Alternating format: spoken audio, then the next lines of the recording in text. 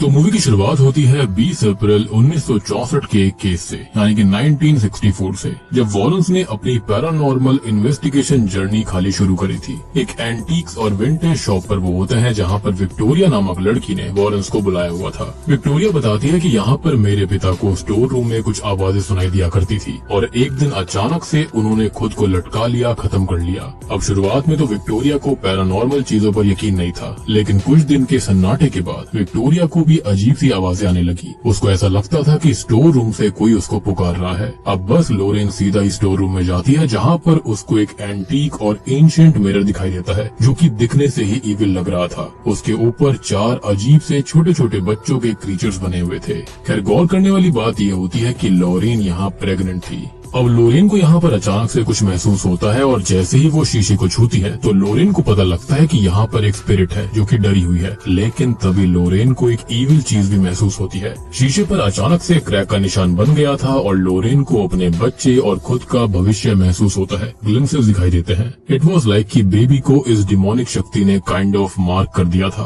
अब अचानक से लोरेन के पेट में तेज दर्द होना शुरू हो जाता है और एड उसको तुरंत ही हॉस्पिटल में भर्ती करवाता है। काफी बारिश भी हो रही थी बाहर, लेकिन होता यह है कि ये बच्ची मृत पैदा होती है और लोरेन को इविल के होने का एहसास हो जाता है। वहाँ पर लाइट भी चली गई थी, सारे के सारे डॉक्टर भी डर गए थे। अब लोरेन भगवान से प्रे करती है और 1 मिनट के बाद ये बच्ची जिंदा हो जाती है, जो कि किसी चमत्कार से कम नहीं था। इस बच्ची का नाम जूडी रखा जाता है। एंड वी ऑल नो कि लोरेन सेंट लूसी की वंशज है, तो जूडी का बचना तो तय था। ईश्वर ने उसकी सुन ली थी, या फिर ये कहा जा सकता है कि ईश्वर की शक्ति की बजाय इनडायरेक्टली यहाँ पर किसी और शक्ति ने उसकी बात सुनी। खैर, वॉरेंस अब इस केस से दूर हो जाते हैं एज लोरेन जूडी को सेफ रखना चाहती थी। अब तभी हम जूडी की बचपन की ढेर सारी मेमोरीज को देख पाते हैं कि कैसे वॉरेंस ने बहुत अच्छे पल अपनी बेटी के साथ बिताए, साथ ही साथ 1000 से ज्यादा केसेस को सॉल्व किया। लेकिन उन्होंने जूडी को कभी भी इसके अंदर इन्वॉल्व नहीं किया, हमेशा उसे दूर रखने की कोशिश करी। इसका रीजन ये था कि जैसा हम सभी जानते हैं कि लोरेन एक मीडियम है, जैसे कि सिस्टर आयरीन थी।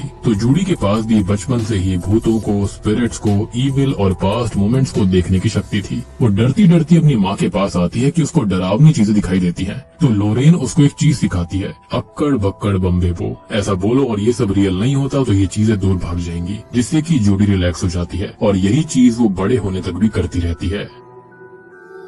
खैर, अब वक्त बीतता रहता है, समय और दुनिया एडवांस होती जा रही थी। साल आ जाता है 1986, यानी कि 1986, वेस्ट पिटसन पेंसिल्वेनिया। हम तभी स्मॉल परिवार को देख पाते हैं जिन्होंने एक नया घर खरीदा था जो कि 2 मंजिलों का था। सभी काफी खुश होते हैं और ये सीन बिल्कुल कॉन्जरिंग 2 के घर के सेटअप जैसा दिख रहा था और जितने मेंबर्स थे उस हिसाब से तो ये कॉन्जरिंग 1 की भी याद दिलाता है, जो कि काफी अच्छा रेफरेंस था। इस परिवार के अंदर कुल मिलाकर 9 सदस्य होते हैं। जैक के माता पिता जॉन और मैरी स्मॉल, जॉन के बेटा बहू जैक और जेनेट स्मॉल, जैक और जेनेट की 4 बेटियां जिनके नाम थे डॉन, हेदर और सबसे छोटी ट्विन सिस्टर शैरन और कैरन। और 9वां मेंबर यहाँ पर इनका डॉग था जिसका नाम था साइमन।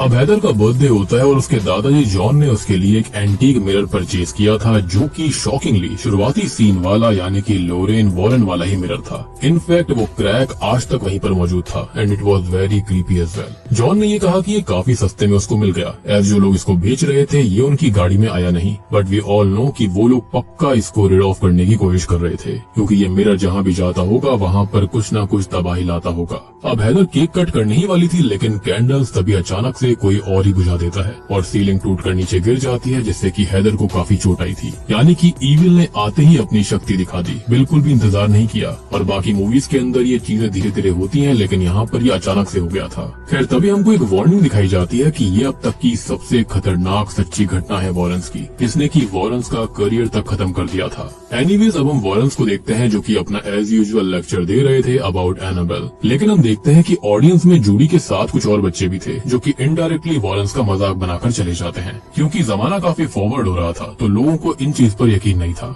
सबसे बड़ी बात कि जब से एड को हार्ट अटैक आया था उसके बाद से ही इन लोगों ने केसेस को लेना छोड़ दिया था।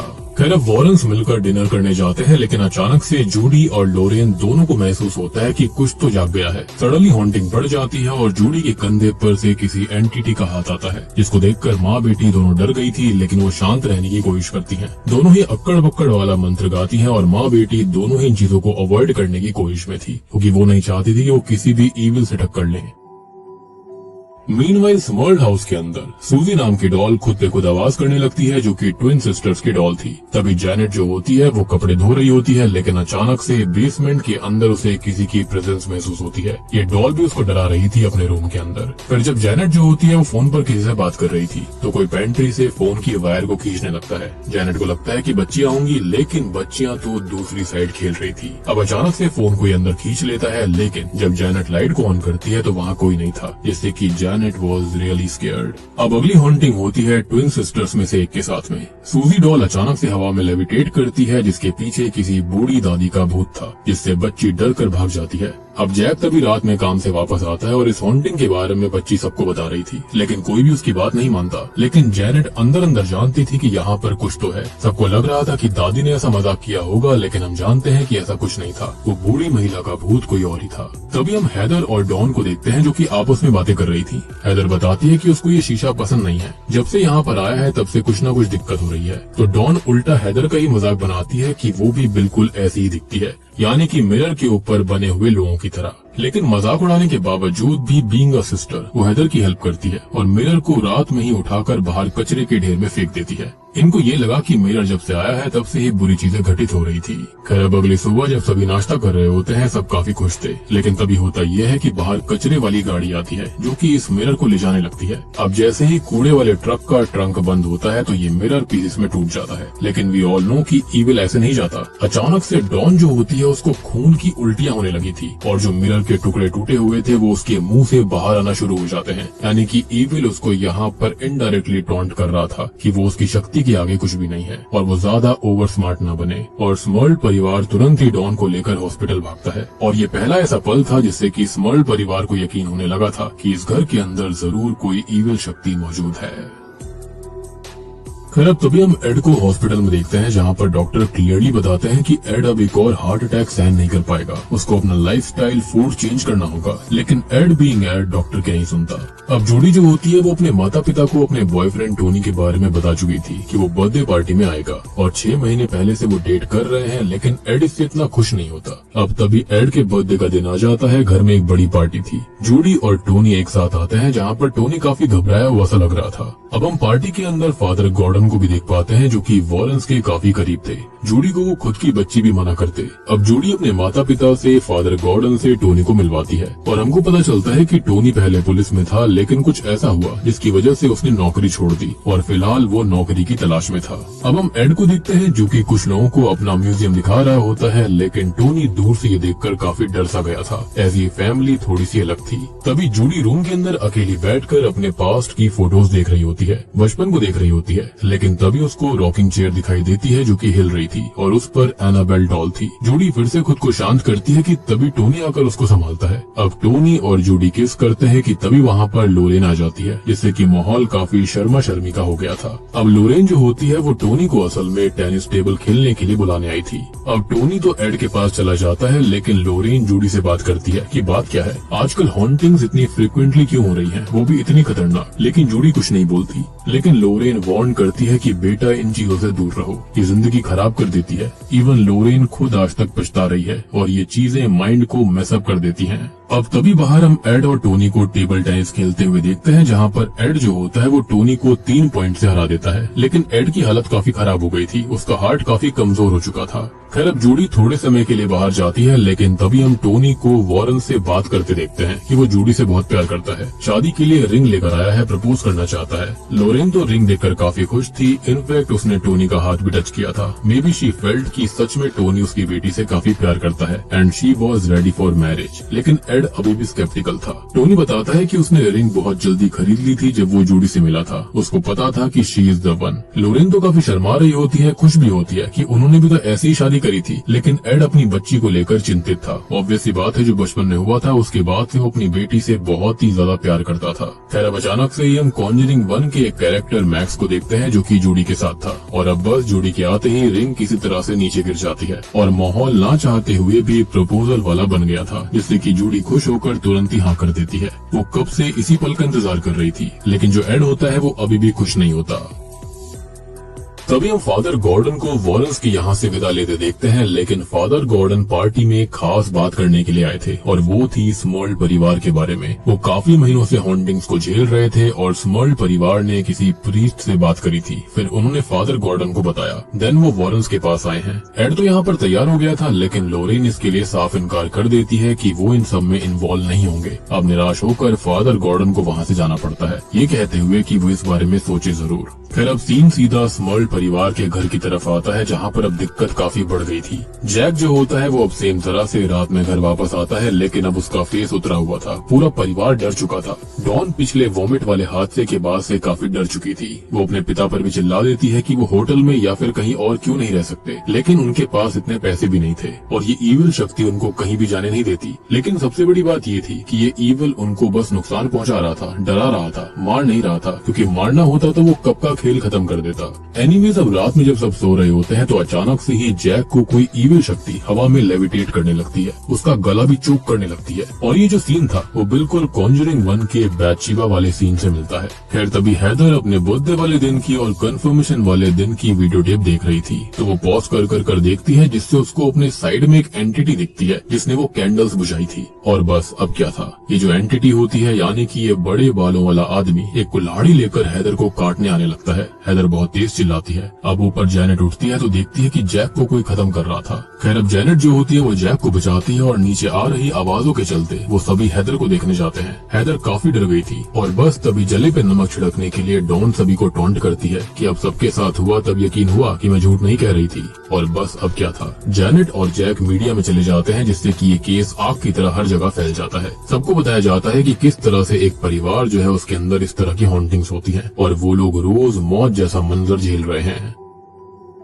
अब वॉरेंस जो होते हैं उन्होंने अभी तक ये खबर नहीं देखी थी और जूडी की शादी तय हो चुकी थी और वो ब्रेंडा नाम के डिजाइनर के पास आते हैं, जो कि इस न्यूज को ही बंद कर देती है, एज वो नहीं चाहती थी कि उसका बिजनेस खराब हो या फिर वॉरेंस जिन्होंने ये काम छोड़ दिया था वो फिर से इसके अंदर आ जाए। अब तभी ब्रेंडा जूडी को चेंजिंग रूम के अंदर ड्रेस पहनाने के बाद लेकर जाती है चेक करने के लिए कि फिटिंग ठीक है या फिर नहीं, लेकिन तभी किसी के फोन की वजह से उसको बाहर जाना पड़ता है क्योंकि उसकी असिस्टेंट फोन नहीं उठा रही थी। अब ये रूम मिरर से हर तरफ से ढका हुआ था। अचानक से ही जूडी को वहाँ पर किसी के होने का एहसास होने लगता है तो गेट खोलकर कोई अंदर आता है, जिससे जूडी को लगता है कि ब्रेंडा आई होगी, लेकिन इट वाज नॉट ब्रेंडा। वो उसकी ड्रेस में छुपकर बाहर आती है तो वो वही शॉकिंगली बूढ़ी लेडी का भूत था जो कि स्मर्ल परिवार के अंदर था, यानी कि ये सब कहीं ना कहीं आपस में जुड़ा हुआ है। अब ये गोस्ट जो होती है वो जूडी की तरफ आने लगती है। वो जूडी को टच भी करती है, लेकिन अक्कड़ बक्कड़ बम्बे बो वाले नारे से वो चली जाती है। लेकिन अचानक से जूडी देखती है कि शीशे में से ही उसका इविल वर्जन उसको चोक कर रहा है, जिससे कि जूडी काफी डर गई थी। और तभी लोरेन और ब्रेंडा अंदर आते हैं और इस चीज से तो लोरेन काफी घबरा जाती है क्योंकि काफी समय से ऐसी हॉन्टिंग्स नहीं हुई थी। तभी मीडिया के अंदर ये सारी कवरेज चल रही होती है और हम देखते हैं कि मैरी जैनेट यानी कि जैक की माँ को हार्ट अटैक आ गया था। उनको हॉस्पिटल ले जाया जाता है कि तभी फादर गॉर्डन चर्च को बिना बताए स्मर्ल परिवार की हेल्प करने के लिए आते हैं, जो कि सीधा कनेक्टिकट से आ रहे थे।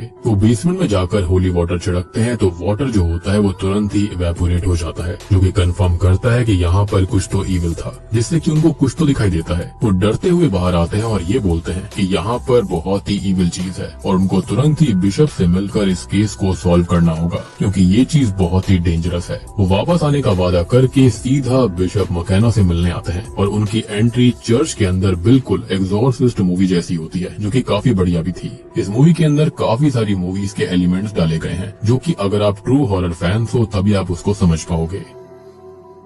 खैर बिशप की असिस्टेंट और सेक्रेटरी फादर गॉर्डन को इंतजार करने के लिए कहती है, लेकिन तभी उनकी नाक से अचानक से खून आना शुरू हो जाता है। बाहर एक वायर कॉर्ड अपने आप खींचने लगती है और तभी वहाँ से सेक्रेटरी गायब हो गई थी। अचानक एक फोन बज उठता है जो कि जूडी का था, जो कि ये कह रही थी कि अब बहुत हुआ और आप जा सकते हैं, आपका काम खत्म हुआ। बेसिकली ये डीमन था जो कि फादर को मॉक कर रहा था कि अब वो खत्म होने वाले हैं।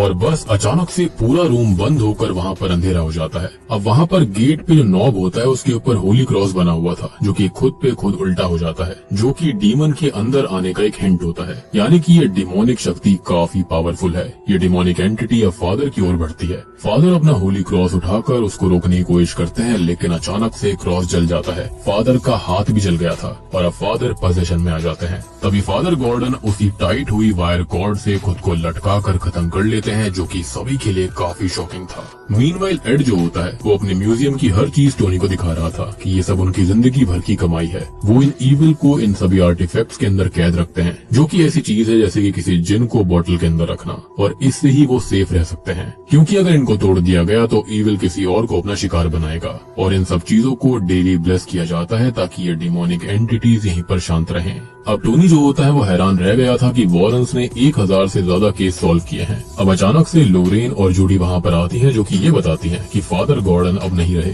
सभी उनके फ्यूनरल पर दुखी थे और शॉक में थे। लोरेन को काफी बुरा लगता है, लेकिन जूडी जैसे ही उनकी कब्र छूती है तो वो कुछ देखती है जिससे कि जूडी सहम गई थी। तभी फादर ज़ेंगलर वॉरेंस को ये बताते हैं कि आपकी इमेज बेशक से चर्च और मीडिया में खराब है, लेकिन फादर गॉर्डन हमेशा उनकी तारीफ करते थे क्योंकि उनका काम सच्चा था, वो सबकी हेल्प करते थे। लेकिन तभी जूडी उनसे एक सवाल करती है कि फादर गॉर्डन की मौत से पहले वो गए कहाँ पर थे। तो वो ये बताते हैं कि वो पेंसिल्वेनिया यानी कि स्मर्ल हाउस में गए थे। और बस जूडी का विजन और ये बात आपस में सेट बैठ जाती है। खैर घर पर अब लोरेन बर्तन साफ कर रही थी कि तभी उसको एक विजन आता है जिसके अंदर जूडी वाला लॉकेट सिंक के अंदर गिर गया था, जिसमें खून भरा हुआ था और पूरा किचन खून से भर जाता है। लेकिन तभी एड उसको संभालता है और लोरेन समझ जाती है कि जूडी की जान खतरे में है। और टोनी तभी आकर उनको बताता है कि जूडी पेंसिल्वेनिया स्मर्ल हाउस गई है। वॉरेंस ने पहले ही डिसाइड कर लिया था कि वो केस नहीं लेंगे और सीधा जूडी को लेकर घर आ जाएंगे। लेकिन जैक और जैनेट वॉरेंस को देखकर काफी खुश थे कि फाइनली कोई तो एक्सपर्ट उनके यहाँ पर आया। वो बताते हैं कि वो मीडिया में गए ही हेल्प के लिए थे,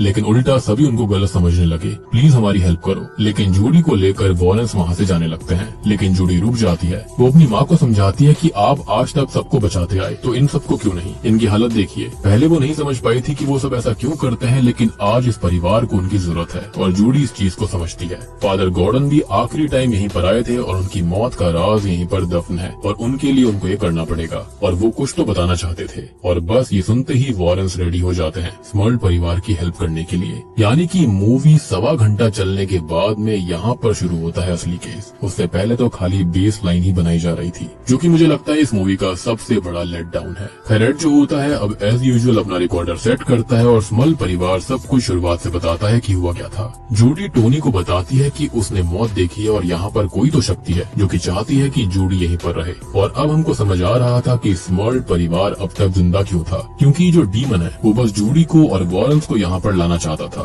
खैर तभी लोरेन को कुछ महसूस होता है और वो एक पिक्चर को छूती है जो कि स्मर्ल परिवार के अच्छे पलों की थी। फिर वो एक घोड़े वाले खिलौने को चालू करके बंद करती है, लेकिन फिर भी उसको कुछ महसूस हो रहा था। इनफैक्ट इनका डॉग साइमन जो होता है वो हमेशा ही डरा रहता, भौंकता रहता, और डॉग जो है वो महसूस कर सकते हैं इन इविल एंटिटीज को। अब तभी किचन में एड सबके लिए पैनकेक्स बना रहा होता है और तब टोनी उसको अपने जॉब छोड़ने की वजह बताता है। एक दिन एक डिस्ट्रेस कॉल आया था कि एक वायलेंस केस हुआ है, एक आदमी अपनी बीवी को मार रहा था। वो और उसका टीममेट वहाँ पर चेक करने गए और जैसे ही गेट खुलता है तो उस आदमी ने लोडेड गन टोनी के सामने तान दी और चला दी, लेकिन किस्मत से गन नहीं चली और वो बच गया। किस्मत थी या फिर शायद से जूडी की शक्तियाँ, जिससे कि वो बच गया था। अब उसी दिन उसने फैसला कर लिया कि वो जॉब छोड़ देगा, एज अगर वो नहीं रहा तो जूडी के साथ वो कैसे वक्त बिताएगा, शादी कैसे करेगा। और उसी दिन उसने जूडी से शादी करने के लिए रिंग खरीद ली थी। ये सुनकर एड को अच्छा लगता है कि टोनी को जूडी की चिंता थी और वो सच में उससे प्यार भी करता है। अब जूडी जो होती है वो सभी बच्चों को खुश रखने की कोशिश कर रही थी और लोरेन को ऊपर रूम की तरफ से कुछ महसूस हो रहा होता है। लेकिन तभी जूडी अपनी माँ की तस्वीर लेती है और फ्लैश ऑन होने की वजह से लोरेन डर जाती है। लेकिन तभी दोनों को कुछ महसूस होने लगता है जो कि ऊपर से आ रहा था और लोरेन अकेले ही ऊपर चेक करने जाती है, जहाँ पर जूडी के पीछे सूजी डॉल थी, जिसको ट्विन सिस्टर कैरन आकर ले जाती है। और जो एनाबेल जैसी डॉल से भिड़ गया हो उसको डॉल्स कैसे ही पसंद आएंगी।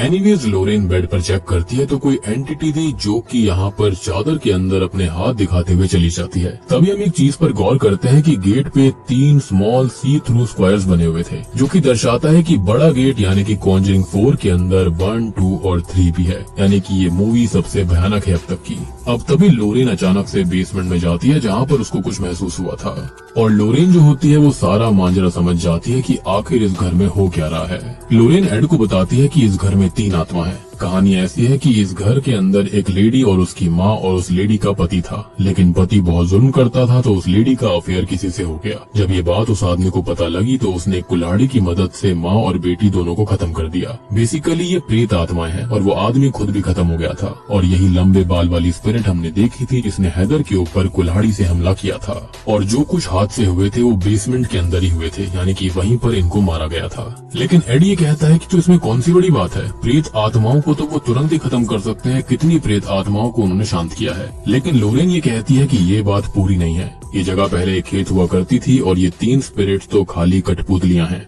असली इविल फोर्स कोई और ही है जो कि इनके पीछे छुपा हुआ है और लोरेन उसको देख नहीं पा रही। और यही सबसे ज्यादा कंसर्निंग चीज थी और यही रीजन है कि ये इविल जो है वो इन्हीं 3 आत्माओं का इस्तेमाल कर रहा है स्मर्ल्ड परिवार को हॉन्ट करने के लिए। लेकिन उनका कहना ये था कि किसी भी इंसान को अभी तक पोजेशन में नहीं लिया गया। लेकिन ऐसा क्यों था? क्योंकि पास्ट में हर एक केस के अंदर पोजेशन हुआ था। लेकिन ये इविल इतना इंतजार किस चीज का कर रहा था, ये बात उनकी समझ में नहीं आ रही थी। अब अचानक से जूडी को अपनी माँ की आवाज ऊपर से आने लगती है। वो चेक करते करते एटिक में आ गई थी। ऑब्वियसली ये इविल एंटिटी उससे मिलना चाहती थी अकेले में, एज उसने बचपन में ही जूडी को मार्क कर दिया था। अब शॉकिंगली हम उसी इविल मिरर को फिर से देखते हैं जिसको तोड़ दिया गया था, लेकिन हमको पता है ये चीजें नष्ट नहीं हो सकती। अब जूडी सबसे बड़ी गलती कर देती है, वो इस मिरर को छू देती है और एक भयानक हलचल होती है। तभी एक चौक बाहर आती है जहाँ पर लिखा हुआ था दीवार पर मिस मी, जो कि एनाबेल ही करती थी। लेकिन ये एनाबेल नहीं है, ये इविल एंटिटी जूडी के डर का फायदा उठा रही थी, क्योंकि जूडी सबसे ज्यादा एनाबेल से ही डरती है। खैर जूडी डर के मारे भागने लगती है, लेकिन तभी कैरन की आवाज एक कमरे से उसे आ रही थी जहाँ पर कोने में एनाबेल डॉल बैठी थी। अब अचानक से एनाबेल डॉल बहुत बड़ी होकर जूडी का पीछा करने लगती है, जिससे कि जूडी सीढ़ियों से गिर जाती है। और इविल यही तो करता है। ये 3 स्टेप ऑलरेडी वॉरेन्स पहले ही बता चुके हैं। इन्फेस्टेशन यानी कि डीमन अपनी प्रेजेंस को दर्शाता है, फिर ऑपरेशन यानी कि जूडी का मेंटल स्टेट तोड़ना, जो कि इविल ने कर दिया था, और फाइनल आता है पोजेशन यानी कि ये इविल जूडी के पीछे है और इसलिए अभी तक स्मर्ल्ड परिवार में किसी को भी उसने पदस्थ नहीं किया था।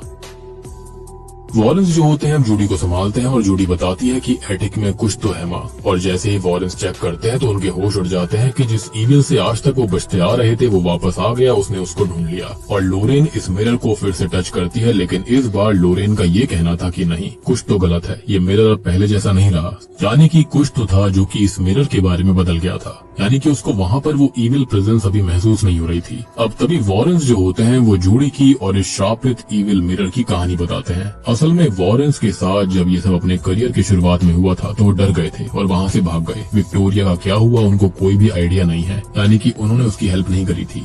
अब अचानक जूडी को खांसी आने लगती है, जिसको देखकर डॉन डर गई थी, एज उसको भी ऐसी ही खांसी आई थी। और जब भी कोई खांसता था तो उसको बहुत ही ज्यादा डर लगता, क्योंकि उसके साथ हुआ हादसा काफी खतरनाक था। अब तभी वॉरेन्स फैसला करते हैं कि ये मिरर ही हर चीज की जड़ है। उनको इस मिरर को अपने बेसमेंट में म्यूजियम में रखना होगा, तभी कुछ हेल्प होगी और वहीं इसको कैद किया जा सकता है। टोनी इसमें हेल्प करने वाला था, लेकिन एड का ये कहना था कि एक बार ये शुरू किया, डीमन को लड़ाई के लिए ललकार दिया, फिर वो वापस नहीं जा सकते और उनको इस रात में ही घर जाना होगा और मिरर वहाँ पर रखना होगा।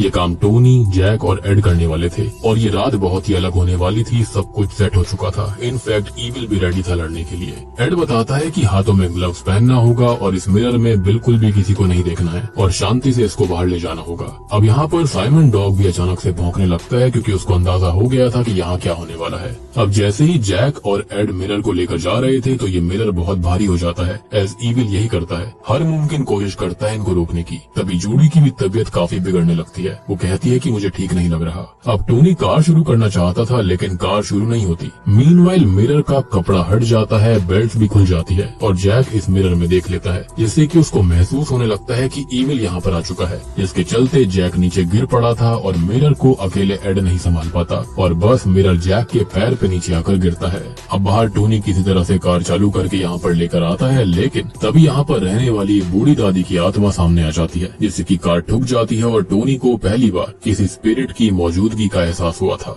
जो कुछ हो रहा था उसकी आवाज से लोरेन और स्मर्ल्ड परिवार वहाँ पर आता है कि तभी लोरेन को कुछ महसूस होता है। वो जूडी के पास जाती है जहाँ पर वही घोड़े वाला टॉय चल रहा था और जूडी जो होती है वो कोने में बैठी हुई थी, जो कि पजेस्ड हो गई थी। इविल यहाँ पर ये कहता है कि हम कब से जूडी और तुम्हारा इंतजार कर रहे थे और जूडी हमारी है, हम इसको ले जाएंगे। और अब बस जूडी पोजीशन में आकर लोरेन को इतना तेज धक्का देती है जिससे कि लोरेन सीधा बेसमेंट में जा गिरती है और वहीं पर बेहोश हो जाती है। डॉग भी काफी भौंक रहा था तो जूडी उसको भी हवा में लेविटेट करके दूर फेंक देती है। फुल पोजीशन में जूडी आ चुकी थी। अब एड वहाँ पर आकर जूडी को समझाते हैं कि वो इस ईविल से लड़ सकती है, लेकिन ईविल उल्टा एड के ही हार्ट को ट्विस्ट कर देता है जिससे कि एड को चक्कर आने लगते हैं। उसे मिनी हार्ट अटैक हो रहा था और उसकी दवाई भी वहीं पर गिर जाती है। अब टोनी जो होता है वो बाहरी कैद हो गया था और वो किसी तरह से जूडी को बुलाने की कोशिश कर रहा था, लेकिन गेट जो होते हैं वो लॉक्ड हो रखे थे। एंड ऑब्वियस ही बात है, ईविल किसी को भी अंदर आने नहीं दे रहा था। तो टोनी अब बेसमेंट के रास्ते आने की कोशिश करता है जहाँ पर वही कुल्हाड़ी मैन लोरेन को मारने वाला था, लेकिन तभी टोनी आकर लोरेन को बचा लेता है। और वहाँ पर हम उस लेडी की आत्मा को भी देख पाते हैं, यानी कि उस कुल्हाड़ी मैन की बीवी की। एंड माइट भी उसने ही हेल्प करी होगी टोनी की यहाँ पर इस बेसमेंट को खोलने के लिए, अदरवाइज ईविल जो था वो तो इसको खोलने नहीं देता। खैर एड भी अब किसी तरह से दवाई खाकर ठीक होता है और लोरेन और टोनी उसको संभालते हैं। वॉरेंस जो होता है वो पूरे स्मर्ल परिवार को बाहर चले जाने के लिए बोलते हैं, एज जूडी ऊपर एटिक की तरफ गई थी और डीमन सिर्फ जूडी को ही चाहते थे, इसलिए उन्होंने बस स्मर्ल परिवार को हंट किया नहीं, और इसलिए ही उन्होंने स्मर्ल परिवार का इस्तेमाल किया। उनको खाली हॉन्ट किया, उनको मारा नहीं, ना ही पजस किया, क्योंकि उनका असली शिकार हमेशा से जूडी ही थी। और ये सब करना तो खाली वॉरेंस का ध्यान यहाँ पर खींचने के लिए था, और शायद से फादर गॉर्डन को राज का पता लग गया था, इसलिए ही डीमन ने उसको खत्म कर दिया। अब वॉरेंस एग्जॉर्सिज्म के लिए किताब लेकर एटिक में जाते हैं जहाँ पर जूडी ने खुद को लटकाया हुआ था। ये किसी तरह उसको नीचे उतारते हैं, लेकिन जूडी की सांसें अटक गई थी। जूडी को चेस्ट कंप्रेशंस दिए जाते हैं, लेकिन तभी एड को भी ये एंटिटी हार्म करने लगती है।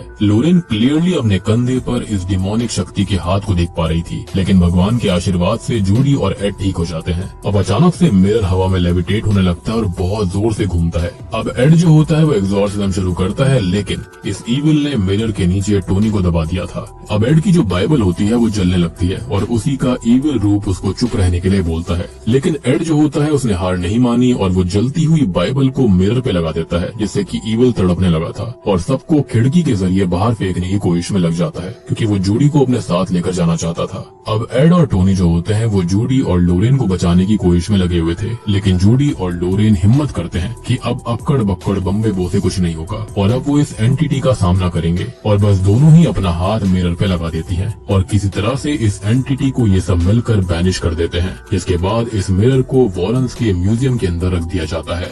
खैर माना जाता है कि इस हादसे के 3 साल बाद तक स्मर्ल परिवार इसी घर के अंदर रहा था और फाइनली एड टोनी को एक्सेप्ट कर लेता है और म्यूजियम की रखवाली की चाबी उसको दे देता है और उसने फाइनली टोनी को अपना दामाद मान लिया था, परिवार का हिस्सा बना लिया था। अब अंत में हम जूडी और टोनी की शादी देखते हैं, जहाँ पर हम कॉन्जरिंग 1 से लेकर कॉन्जरिंग 3 तक के सभी मेन कैरेक्टर्स को एज अ गेस्ट देख पाते हैं। हम यहाँ पर रियल जूडी और टोनी को भी देखते हैं, इनफैक्ट जेम्स वॉन भी यहाँ पर थे। अब मूवी खत्म होने से पहले लोरेन एड को बताती है कि उसने उनका फ्यूचर देखा है, वो नाना नानी बन चुके हैं, किताब लिख चुके हैं, लेक्चर्स भी दे रहे हैं, जिस पर सब यकीन कर रहे थे। उनका परिवार अब हमेशा खुश रहेगा as they defeated the final demon. और बस फिर वॉरेंस की स्टार्ट से लेकर अंत तक के सारे केसेस के ढेर सारी क्लिप्स हमको दिखाई जाती हैं। अब यहाँ पर देखो कुछ लोग ये कह रहे हैं कि इसका एक पोस्ट क्रेडिट सीन भी आया है जहाँ पर हम मिरर की झलकी और कुछ देख पाते हैं, लेकिन जहाँ पर मैंने मूवी देखी वहाँ पर तो एंड तक ऐसा कुछ भी दिखाई नहीं दिया था। बाकी आपने अगर ऐसा कुछ देखा हो तो कमेंट सेक्शन में जरूर बताना। और बस ये ब्यूटीफुल हॉरर कॉन्जरिंग फ्रेंचाइजी इन्हीं क्रेडिट्स को दिखाती रहती है और बूम, इसी के साथ में ये मूवी यहीं पर खत्म हो जाती है। तो दोस्तों ये थी Conjuring the last rites film की कहानी। उम्मीद करता हूँ कि आपको एक्सप्लेनेशन पसंद आई होगी। अब देखो यार, यहाँ पर ये जो मेरे रिव्यूज हैं इस मूवी को लेकर वो काफी सारे मिक्स टाइप के हैं। I mean, मैं ये नहीं कह सकता कि मूवी बहुत बेकार थी, लेकिन ये भी नहीं कहूंगा कि फाइनल पार्ट के हिसाब से ये इतनी ज्यादा अच्छी थी। I mean, मुझे ऐसा लग रहा था कि ये लोग बार बार नई नई क्लिप्स को दिखाए जा रहे थे, तो मुझे एक पल को लगा कि हो सकता है कि यहाँ पर ये शायद से खाली सस्पेंस बनाने के लिए कर रहे हैं। लेकिन हमने पास्ट में हमेशा देखा है जब भी कोई मूवी की क्लिप्स इतनी सारी पहले से आती रहती हैं, वो मूवी कभी भी अच्छी नहीं होती, और ये बात यहाँ पर साबित हो गई। I mean, ये मूवी इतनी प्रिडिक्टेबल थी कि सीन आ भी नहीं रहे थे और मैंने पहले ही प्रिडिक्ट कर दिया था कि क्या क्या होने वाला है, और सारी चीजें वही हुई। इनफैक्ट जो मेरा ट्रेलर ब्रेकडाउन था, टीजर ब्रेकडाउन था, उसी से मैंने काफी सारी चीजें आपको समझा दी थी। और मैंने ये भी बोला था कि यहाँ पर कोई अलग ही डीमन होने वाला है और बात वही निकली। लेकिन यहाँ पर इन्होंने एक चीज अच्छी करी कि ये नहीं बताया कि डीमन है कौन सा। अब हो सकता है कि शायद से ये डेविल हो या फिर सारे ही डीमंस का कॉम्बिनेशन था। अब बात रही इस मिरर के बारे में, तो हो सकता है कि इसके चलते कभी कोई सियोन्स या कोई रिचुअल करा गया होगा जिसके चलते डीमन यहाँ पर इसके अंदर कैद हो गया था और उसके बाद से ही ये श्रापित है। एंड आई बिलीव कि इसने जूडी को मार की इसलिए किया था क्योंकि वो स्टार्टिंग से काफी शक्तिशाली थी। वो सेंट लूसी की वंशज थी, तो वो उसकी शक्तियों को चाहता होगा। तो यहाँ पर मैंने सारी चीजें आपको पहले ही समझा दी हैं, डिटेल्ड एक्सप्लेनेशन पहले ही दे दी है, तो मुझे यहाँ पर कोई भी थ्योरी देने की जरूरत नहीं है। उम्मीद करता हूँ कि आपको पूरी मूवी अच्छे समझ में आ गई होगी। और देखो, मूवी नहीं है, पिक्चर्स इतनी अवेलेबल भी नहीं है, तो उम्मीद करता हूँ कि आपको जो बताया है वो समझ में आ गया होगा। तो वीडियो पसंद आई तो लाइक कर देना, चैनल के ऊपर नए हो तो सब्सक्राइब कर लो। और रिसेंटली मैंने एक्सप्लेन किया है एक काफी बेहतरीन फिल्म हेलो रोड को जाकर देखना, काफी मजेदार है। उसका लिंक आपको नीचे डिस्क्रिप्शन पिन कमेंट में मिल जाएगा। तो मैं आप सबको मिलता हूँ अगली वीडियो के साथ में, तब तक के लिए